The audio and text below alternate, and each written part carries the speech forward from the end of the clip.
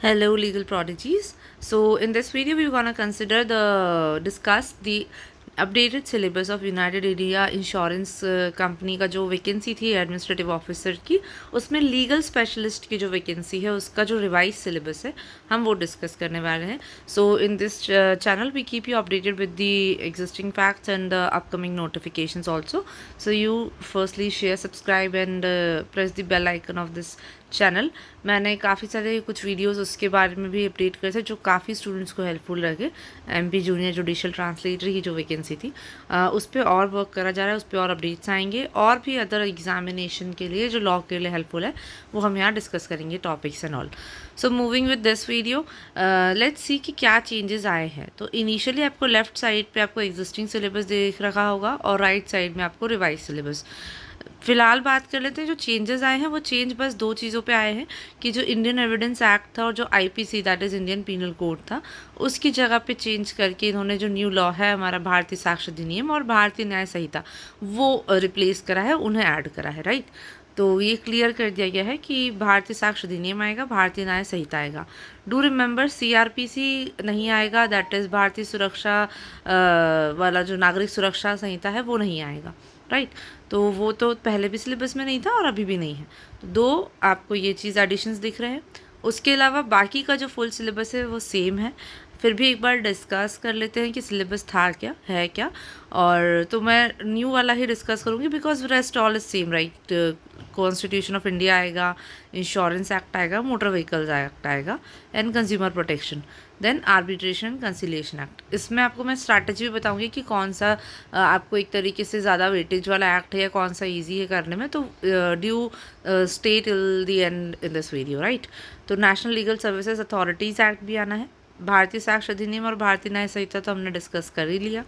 Then insurance act, insurance का law, टॉट का law and contract act, contract laws and basics of CPC आएंगे. Right. उसके बाद फिर जिस तरीके से यहाँ पे है कि कॉन्स्टिट्यूशन ऑफ इंडिया, तो एक तरीके से कॉन्स्टिट्यूशन ऑफ इंडिया का ना जो पार्ट होता है पार्ट 5, यूनियन का पार्ट जो है या फिर स्टेट का पार्ट है वो इंपॉर्टेंट है. फंडामेंटल राइट्स, फंडामेंटल ड्यूटीज़, तो ये ही अगर आप देख लेते हो तो इट बिकम्स इम्पॉर्टेंट कि हाँ ठीक है आपको चीज़ें आती हैं. और उसके बाद जो मोटर व्हीकल्स एक्ट है, देखिए काफ़ी बड़ा एक्ट है, थोड़ा कॉम्प्लिकेटेड भी है. तो इसे अगर आप लोग शुरू से अभी से पढ़ रहे हो तो ठीक है, थोड़ा थोड़ा पढ़ते रहो. लेकिन इसमें बहुत इन डेप्थ जाने की या बहुत ज़्यादा स्टडी करने की कोई ज़रूरत नहीं है क्योंकि वो इट विल टेक टाइम. और एग्ज़ाम तो दिसंबर के अराउंड आ सकता है आपका, है ना. दिसंबर के अराउंड ही है एक तरीके से आपका एग्ज़ाम. तो वो आप थोड़ा सा ऐसा कीजिए कि दूसरे जो एक्ट्स हैं उनके साथ साथ मोटर व्हीकल आप देख सकते हो. पहले पढ़ रखा है एडीपीओ के सिलेबस में या कहीं पे और, then it's well and good, आप उसको रिवाइज कर सकते हैं अगर. लेकिन आप बिगिनिंग से स्टार्ट कर रहे हैं तो मोटर व्हीकल एक्ट ऐसा एक्ट है जिसको आपको किसी और अदर एक्ट से फोकस रखते हुए साइड बाय साइड थोड़ा बहुत करते रहना चाहिए ना. Consumer protection act is a good and easy act, so you can do that. Arbitration and conciliation is also little lengthy, little complicated for the ones जो पहली बार पढ़ रहे हैं. थोड़ी इसकी टर्मिनोलॉजी में भी उतना अच्छे से ना लगे लोगों को, but it's a very easy and interesting act. तो Arbitration Act is also good act. ठीक है, आप उसको भी कवर करते चलिए क्योंकि at the end of the day आपको मेरिट में अगर अच्छा अपना स्कोर करना है या कट ऑफ में तो आपको अच्छा परफॉर्म करना ही है अपने एग्ज़ाम्स में. राइट. और भारतीय साक्ष्य अधिनियम is also very good act कि आपको उसमें कॉम्प्लिकेटेड भी रहता है, ईजी भी रहता है, कंसेप्चुअली स्ट्रॉन्ग बनाता है. और ये हर एग्ज़ाम में मोस्टली आते हैं बीएसए एंड बीएनएस, तो ये तो आपको करना ही है. ठीक है. जो लॉ ऑफ टॉर्ट्स है वो आप किसी भी ऐसे बुक से या नोट से जो होते हैं पीडीएफ नोट उनसे पढ़ सकते हैं. कोई बुक है अगर आपके पास एलएलबी के टाइम की या क्या, माइनर मतलब बहुत ज़्यादा इन डेप्थ बुक्स नहीं चाहिए कि हम पूरी कमेंट्री पढ़ रहे हैं बिकॉज सिलेबस वास्ट है, टाइम में हमको लिमिटेड टाइम में कवर करना है. राइट. तो आप सिर्फ इंपॉर्टेंट एरियाज उसके कवर करते चलिए टॉर्ट्स के. Contract law is another in easy one.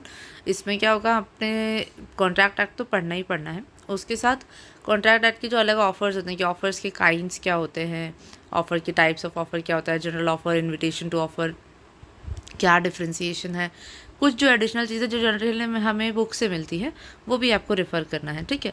तो वो एंड केस लॉस, तो that's will do the most of it. Like contract तो फिर आपका फुल्ली कंप्लीट हो जाएगा और ये भी हर ही एग्ज़ाम्स में आता है तो इन्हें अच्छे से पढ़ना ही है, इलस्ट्रेशन वगैरह सब चीज़ें.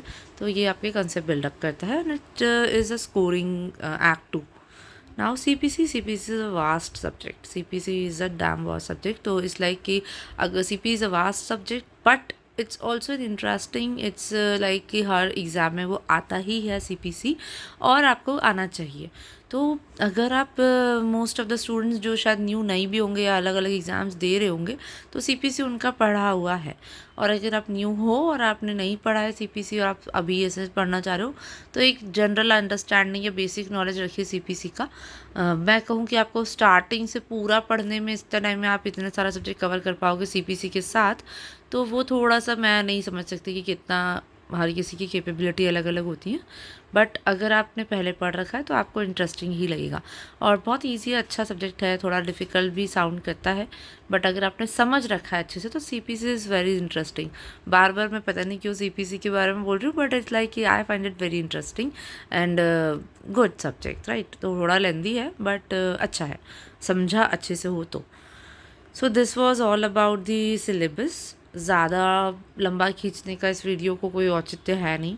तो ये जो है इंडिकेटिव नेचर का इन्होंने बताया है कि सिलेबस इंडिकेटिव है, एग्जॉस्टिव नहीं है. तो जो टॉपिक्स इसमें लिस्टेड नहीं है उससे भी क्वेश्चन आ सकते हैं, तो ये एक डिस्क्लेमर काइंड ऑफ थिंग उन्होंने बता रखी है. तो ऐसा नहीं कि यही टॉपिक आएगा, बट हाँ जनरली होता यही है कि जो मेंशन कर रखा है उसी से मेजर पोर्शन उसी में से आता है. थोड़ा बहुत इधर उधर से वो दे सकते हैं, बेसिक जूरिस्प्रूडेंस हो गया या बेसिक मैगजिम्स लीगल अंडरस्टैंडिंग वाली चीज़ें हो गई, तो कभी कभार वहाँ से क्वेश्चन उठ के आता है. बट वो सबके लिए ही न्यू रहेगा, तो उस पर हम बहुत ज़्यादा फोकस नहीं करेंगे. हम हमारे सामने जो सिलेबस है हम फिलहाल उसी पे ही ज़्यादा फोकस करें और उसी से हमारा काम हो जाना है, I guess so, right. So this was all about the syllabus which has been updated by the company United India Insurance Company. So I hope you are preparing well for this examination. अगर आपको strategy video चाहिए या 30 days के अंदर 35 days के अंदर हम कैसे हमारा syllabus complete करें, इस पर कोई आपको day to day study plan चाहिए, तो do let me know in the comment box below. Do share, like, subscribe this channel and this video as well. So I hope this was an helpful one. आपको जो भी guidance, जो भी एक तरीके से कुछ क्यूरी हो, you can definitely ask in the comment box below. You can also comment your suggestions, your positive suggestions of course, and positive view point in the comment box below, so that it helps the content creator to make more such videos, right? So I hope it was a good thing. Thank you for liking this video. Thank you.